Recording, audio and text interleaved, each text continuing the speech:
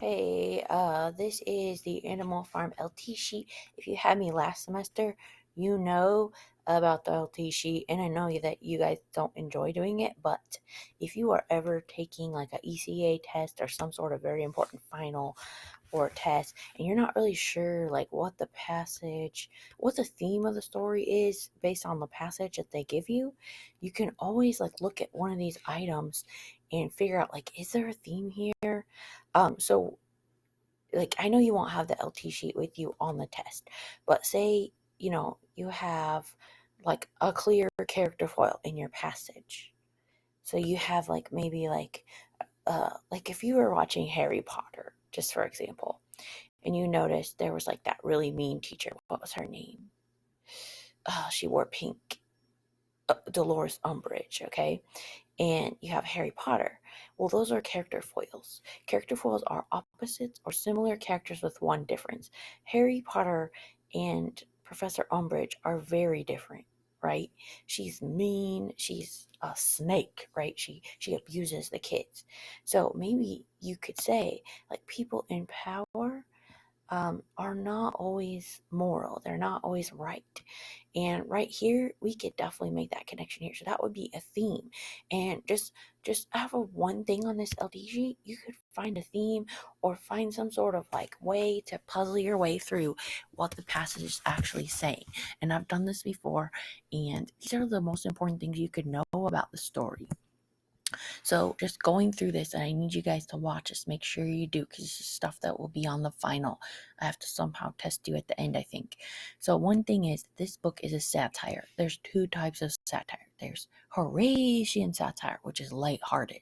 That would be an example of that would be like Saturday Night Live.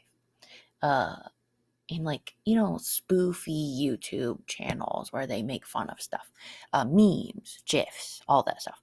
But this type of satire, Juvenalian, is harsh, it's mocking, it's contemptuous. So I just wrote that on the top, and I also wanted to remind you that the author of this book is not George Orwell. That was his pen name. His real name was Eric Arthur Blair. Why did he take a pen name? Because what he was writing was controversial. He also cloaked the story in a fable, and so he used animals to tell the story because what he was writing was so controversial. He wanted to mask it in two layers, through his pen name and also through the fable. Because we know the story is all about the Soviet Union, but honestly, it could be about any sort of totalitarian government where the people want to overthrow the main leader, and they're being dehumanized and abused, and they're starving usually. So this is like a type of dystopian story, like the Hunger Games. Just to remind you, where you know the writer is trying to tell you that we need to rebel. There always needs to be a revolution over and over again. Who else said this?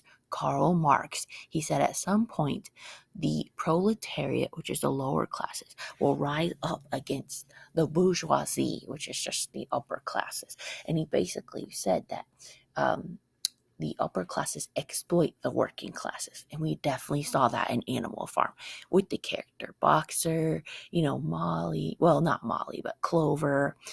Um, Molly was one of the loyalists, but I think she would probably like a companion to the upper class, so we can ignore her. But all of the lower animals, they were being abused, and they actually believed the brainwashing, the censorship. They were scared of the police terror. So George Orwell writing very spicy, controversial stuff. That's why he took on the name George Orwell. But remember, his real name's Eric Arthur Blair. So why would you use satire? Because we want to point out the faults in society.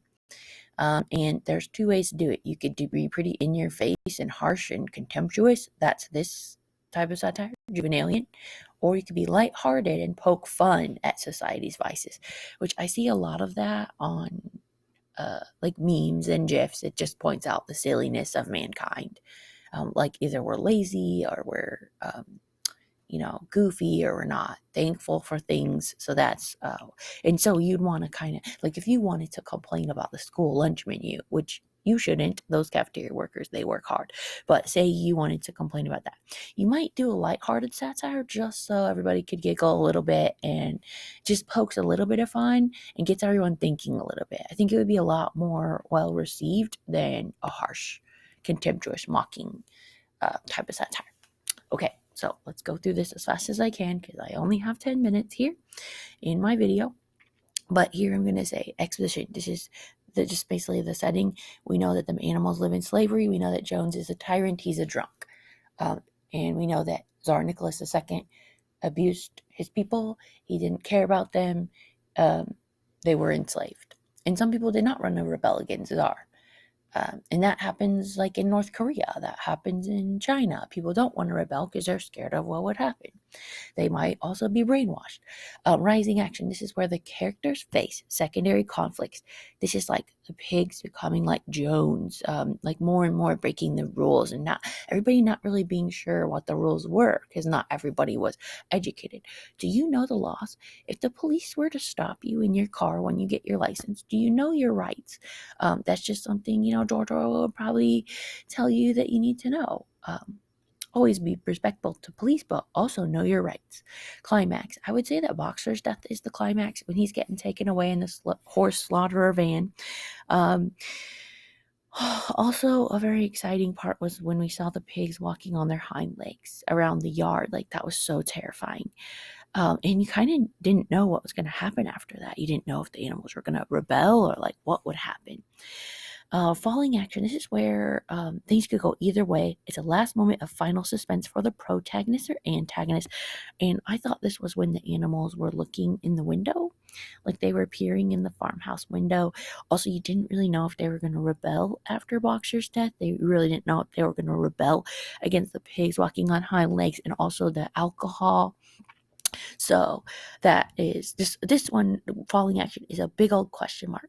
So when they spy on the animals in the farmhouse with the men, the Pilkington and Frederick, finally in the resolution, actually Frederick was not in the farmhouse. I'm so sorry. It was Pilkington. Finally in the resolution, we know that like man and pig are indistinguishable, and this part of the story is so it's just frightening. It's shocking. It gives me the chills every time. That's why I know this book is a masterpiece, even though you might not have liked it. I'm going to check my video and make sure it's still going. Oh gosh, I hope it's still going. Otherwise, this is all for naught. Okay, so the faces morph into each other. Now, we can talk about that when we get to the theme, but it's a very strange scene. But I guess I could say that, was there really a difference between Jones and the pigs? No, not at the end. I think it's even worse when the pigs are ruling because it's like they meant to overthrow Jones, but they became worse than Jones. Like, at least under Jones' rule, the animals knew they were slaves. They knew they would be murdered and slaughtered and everything. Like, Jones didn't play any games. We knew what Jones was. Character foil. We got Napoleon, we got Snowball. Both of them took advantage of the animals a little bit.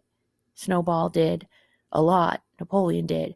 But I think at least Snowball wanted to improve the lives of the animals. Here we got types of conflicts: man versus self, man versus society. That's like when Snowball's on the run. Man versus fate. The animals were fated to return back to this state of servitude, slavery. Man versus nature. They start to starve. The windmill was also torn down by the storm. Man versus man. That's like the pet Frederick and Pilkington conflict. But the main conflict in story for number 8, the animals rebel, hoping for freedom and equality, only to be duped back into servitude by their own kind. And like I said, it's even worse when they're duped back into servitude by their own kind because they either believe the propaganda, they are indoctrinated, they like are watching the other characters laugh at them. Before, at least we knew that Jones hated them. He wasn't responsible. There were no false promises under Jones. What is the narrative point of view? So I think it's a third person limited narrator. There's 3 types of narrators. First person, that's I. Then there's second person, but that's not really something we pay attention to much. That's like directions teaching you how to play a game, like Uno. Might say your team is this and your team's that. So we're going to ignore second person. Third person, there's either limited or omniscient. I believe the story is limited because the narrator doesn't really tell you what happens to the milk and apples. The narrator, and that was like in chapter 2 or 3, the narrator doesn't really tell us that the pigs are as bad as Jones. The narrator does tell us that Squealer fell off of the ladder in the middle of the night trying to paint the rules, but he didn't really come out and say that the pigs were evil. You had to figure that out yourself.